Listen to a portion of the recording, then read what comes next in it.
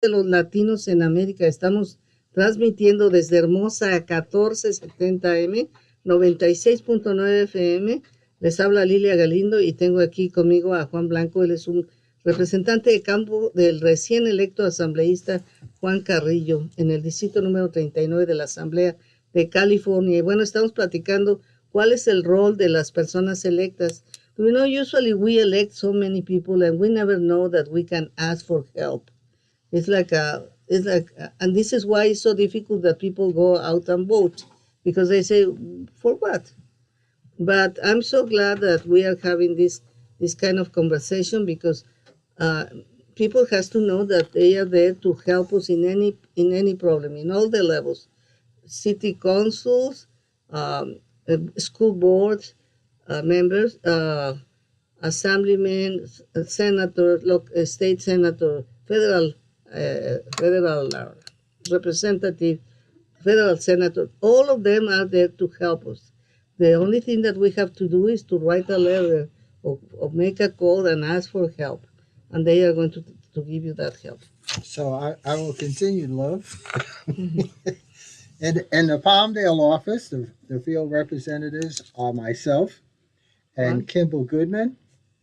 For those who live in the Antelope Valley, our names may be somewhat familiar. At least I hope mine is. It's so familiar, absolutely. And then our district director is Eric Olson, who is also a member of the Palmdale City Council for District 4. So we have a good coverage for the people in our Antelope Valley and our Victor Valley. Bueno, nos está hablando de las personas que trabajan aquí en el Valle del Antílope, para servir las áreas de Little Rock, Palmdale, Lancaster. Tenemos a él, a Juan Blanco, y a un señor que se llama Kimball. What is his last name? Goodman. Mm-hmm. Y luego tenemos de director del distrito a Eric Olson. Yes. Maybe he speak a little bit of Spanish. Yeah, he can say hello. Ah, hola. Bueno. No, okay. Entonces ellos están ahí para servirnos. But I want you to tell people why it's so important that we go out and vote. Why it's so important that we exercise our right and our responsibility to vote in any election. And why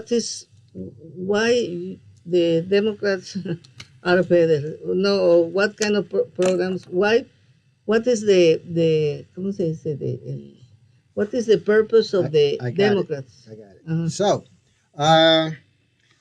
voting. Why do you vote? You vote because you need a person in that office to represent you, to bring back the dollars that your tax money is going to. Ellos dicen, tenemos que votar porque estamos votando por la gente que va a trabajar para que puedan traer los recursos que te corresponden de lo que pagas de impuestos a tu área y no se quede rezagada. Okay, so there's a lot of money to be had only if your representative goes to Sacramento and says, we need this in our area. And Juan is there to do that. Entonces dice, solamente se va a traer dinero al área si tenemos un representante que pueda hablar por nuestras necesidades e ir a Sacramento y demandar los recursos que se requieran para desarrollar algún proyecto. Y dice, y Juan es esa persona aquí. But so, how can we be sure that you are working in the right projects that we need? Do we have any opportunity to give recommendations, to give suggestions or something like that? What would you like? No, do you know, I was thinking. Of course, that's why we're here. Okay. We've known each other for almost 20 years now. Yeah, more than 20 years. Yeah, you can come to us, especially me, for anything. Yeah, you always have helped me a lot. Absolutely. And that's for everyone in the community. Everyone. No one is to be left out. That's the goal here. Well, do you know, I want to tell you, now that you ask me what do I want, mm-hmm. Do you know, I always think that we have so much problems with graffiti and crime and drugs and all that kind of things because people who is young, they don't have any place where to go. We live in an area in which is too windy, too hot, too cold, too whatever. And I bet you that if we have a big place in which people can go, like if they were rich, in which they can go to practice sports in a closed building, they can go to play chess if they want, or play, ¿cómo se dice boliche?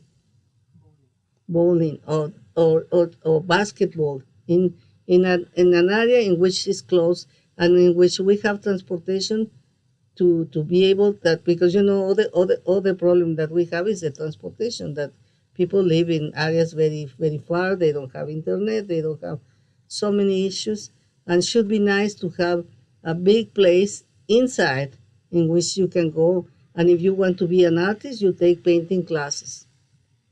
This is my petition. Okay. Most of that is under the city of Palmdale, and the good news is that Eric Olson is a city council member. So now you spoke to one of the city council members and just said what you well, think but we need. it's not only. I am thinking more in Little Rock, in Lake LA, and all together. No, not only here. No, I already proposed so many times to Eric and anything, but I think if you want to resolve the problems, you have to go to the root of the problem. Let me work on transportation first. So the CEO for Antelope Valley Transit is putting into place certain new bus options where you could call up and it'll be like a mini bus to come by and help collect you to take you onto the big route. We're trying to increase that route by putting in that express line between Victorville and Palmdale. And then my favorite, so I'll put a little pressure on AVTA, is building a monorail system kind of like Disneyland from 4 Points here to the Antelope Valley Fairgrounds. But that's in the future, and hopefully we can get that started. We also need to help our seniors with more transportation, and that's another issue that we'll be working on. Bueno, nos está hablando de los proyectos que ellos están trabajando con el Antelope Valley Transit Authority y dice que están poniendo presión para que se establezcan una manera más funcional de transporte, donde una pequeña camioneta, autobús los va a recoger para llevarlos a las rutas principales. Pero, y nos habla de otro proyecto, de su proyecto favorito. Tell me again, your favorite project is what? Oh, a monorail system. Un sistema de monorreal. Yes. ¿De dónde a dónde? From where to where? From 4 Points. De 4 puntos. To the Antelope Valley Fairgrounds. Hasta la feria del Valle del Antílope. With stops along the way. Y con paradas en todo el camino. Going past the mall. Y va a pasar también a través del mall. But before we get off the air, I need to announce that this Saturday, este sábado, we are having our office opening. Van a abrir la oficina at 823 East Avenue Q9. 823 East Avenue Q9. And that's where Ponsalon Square is. Está en el 823 este de la avenida Q9, que es exactamente donde está la Plaza Poncitlán. From 10 a.m. to 12 noon. 2 hours. 2 hours. Van a abrir la oficina por 2 horas, de las 10 a las 12 del día. And the purpose is? The purpose is because this is a new district. We did not have an office. This is like the inauguration of the office. Yes, this is yes, exactly. Okay. Bueno, van a inaugurar la oficina de los representantes para que puedan ustedes saber dónde se encuentran ubicados. Este es un nuevo distrito que antes no tenía oficina y que entonces ahora va a inaugurar y está en la Plaza Poncitlán 823 y este sábado de 10 a 12 se va a hacer la inauguración. Do you know, see, this is so important. I just want to remind everybody that Juan Carrillo won with like 56-44, no? Mm-hmm.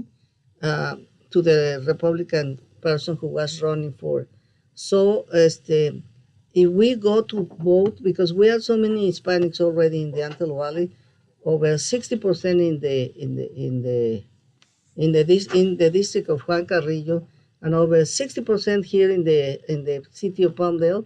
And if we have the power with our vote, if we go out to vote, we can make changes and bring more people who understand our language, who understand our culture and our needs. ¿No crees? Yes, so let me add, I am very proud of Juan Carrillo.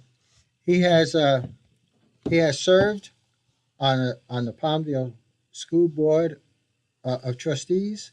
He has served as your city councilman, and now he is serving as your assemblyman. And he has children. He's raising his family in this community. His lovely wife is doing an outstanding job in raising their children.